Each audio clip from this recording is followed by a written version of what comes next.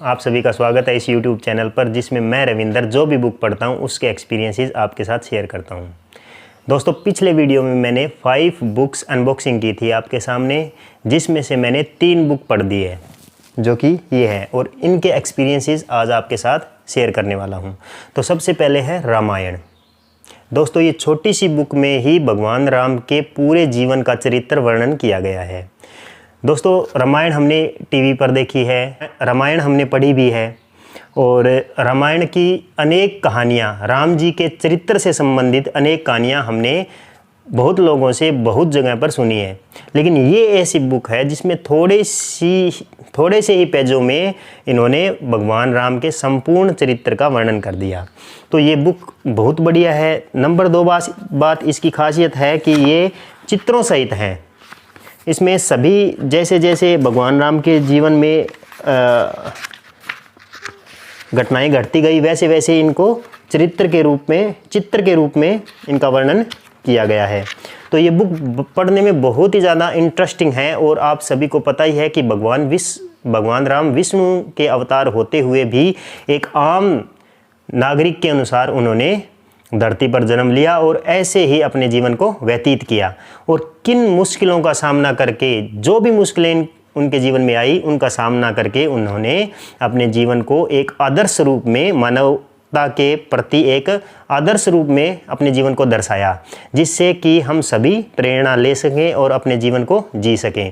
तो भगवान राम को मर्यादा पुरुषोत्तम कहते हैं, क्योंकि उन्होंने मर्यादा में ही सब काम किए। जब वो स्कूल में पढ़ने गए, यानी कि आश्रम में पढ़ने के लिए गए, तो उन्होंने आश्रम धर्म का पालन किया।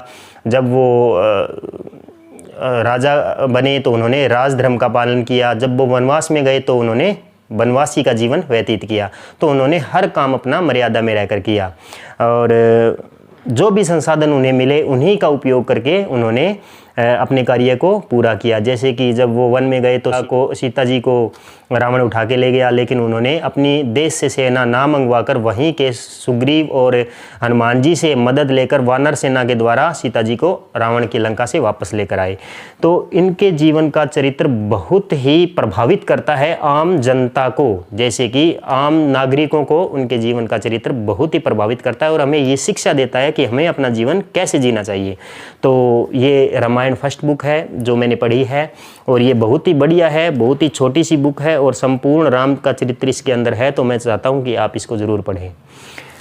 नंबर 2 पे है जी ये मृणालिनी, जो कि एक प्रेम कथा है। इसके अंदर हेमचंद्र नाम का एक नायक होता है और मृणालिनी नाम की एक नायिका होती है, जो दोनों आपस में प्रेम करते हैं। लेकिन जो हेमचंद्र होता है वो योद्धा होता है, तो उसे बहुत प्रकार की कष्ट झेलकर इधर उधर देशों में जाना पड़ता है, क्योंकि उसे अपने देश की रक्षा करने का उत्तरदायित्व होता है उसके ऊपर। तो मृणालिनी एक सिंपल लड़की होती है, लेकिन वो हेमचंद्र से प्यार करती है, और इस प्रकार उन्होंने अनेक प्रकार की दुविधाओं को सहते हुए लास्ट में इन दोनों का मिलन हो जाता है, शादी हो जाती है। तो इसकी भाषा तो थोड़ी टफ है, लेकिन आप पढ़ोगे तो आपको बहुत ही ज़्यादा इसके अंदर मनोरंजन तत्व दिखाई देंगे और बहुत ही मज़ा आएगा आपको इसको पढ़ने में।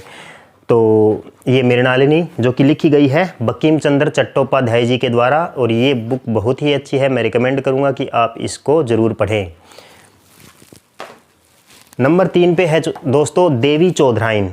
ये बुक बेस्ट है। अगर आप मनोरंजन के तौर पर, कहानी के तौर पर अगर इस बुक को पढ़ना चाहते हो तो ये बुक बहुत ही बेस्ट बुक है, जिसमें आप देख सकते हो कि इसके कवर पर एक लड़की बैठी हुई है। इसका नाम देवी चौधराइन नहीं है, वैसे तो इसका नाम प्रफुल्ल है, जो एक सिंपल गरीब घरों की लड़की होती है और शादी इसकी अमीर घर में होती है, लेकिन वहाँ ससुराल में इसे प्रताड़ित किया जाता है और उसे वापस अपने मायके भेज दिया जाता है। लेकिन ये अपने पति की पूरी भक्त होती है, यानी कि ये पतिव्रता स्त्री होती है, इसलिए इसने बहुत दुख झेले होते हैं। ये बहुत दुख झेलकर भी अपने पति को पाना चाहती है। तो घर में मायके में रहते हुए इसे डाकू उठाकर ले जाते हैं। वहाँ वो डाकू इसको डाकू की ट्रेनिंग देते हैं, मतलब, और वहाँ रहकर उनके डाकुओं के साथ रहकर वो डाकू ही बन जाती है। लेकिन डाकू बनकर भी वो अच्छे काम करती है। उसके पास जो भी धन होता है वो गरीबों को बांट देती है, और अच्छाई का काम करती है। उसके बाद में उसे लास्ट में ये अपने पति के घर चली जाती है और वहाँ से अपना सुखद ग्रस्त जीवन व्यतीत करती है। तो इसके अंदर सस्पेंस है, ड्रामा है, गरीबी है, अमीरी है, सामाजिक जीवन के अनेक प्रकार के इसके अंदर सारे प्रकार के चित्रण आपको देखने को मिलेंगे। ये बुक पढ़ते हो तो बहुत बेस्ट है। इस लड़की का नाम प्रफुल्ल है वैसे तो, और इसका जो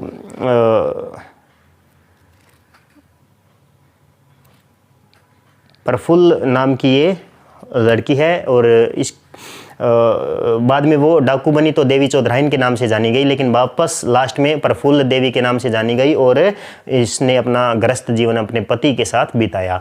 और इसके अंदर ये भी कहा गया है कि कैसे कोई व्यक्ति संघर्ष करते हुए भी अपने लक्ष्य को प्राप्त कर सकता है। तो मैं चाहता हूँ कि ये बुक पढ़ें। ये लिखी गई है बंकिम चंद्र चट्टोपाध्याय जी के द्वारा। और नेक्स्ट जो 2 बुक बची है, क्योंकि 5 बुक अनबॉक्सिंग की थी, लेकिन 2 जो बच गई उसके बारे में मैं इसके बारे में भी मैं आपको एक्सपीरियंसेस आपके साथ शेयर करूंगा, लेकिन नेक्स्ट वीडियो में। तब तक के लिए थैंक यू।